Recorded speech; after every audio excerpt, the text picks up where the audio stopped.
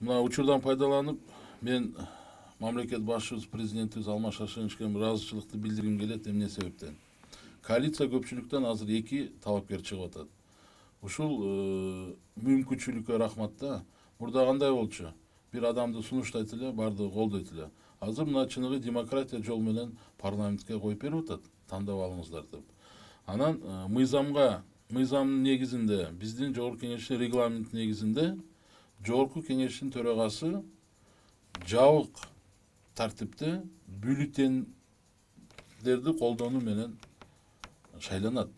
Ал бир талаш тартышка туура келбейт да, бул маселе так жазылган, жабык түрдө бюллетен деп. Учурдан пайдаланып, мен массалык маалымат каражаттарынын өкүлдөрүнүн бардыгын ушул Жогорку Кеңештин төрагасынын шайлоосуна чакырып кетет элем. Ар кандай сөздөр болуп атат, Жогорку Кеңештин айрым депутаттарына кысым көрсөтүү боюнча. Кысым кандай гана формада болбосун, ага биз жол бербейбиз.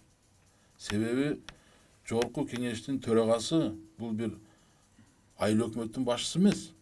Бул деген ушу 120 депутаттын чыныгы 120 депутатты мына эл шайлап келген 120 депутаттын чыныгы жүрөгүндө болгон оюн, ошол кайсыл талапкерге өзүнүн мынандай добушун бере турган биз мүмкүнчүлүк жаратыш керекпиз.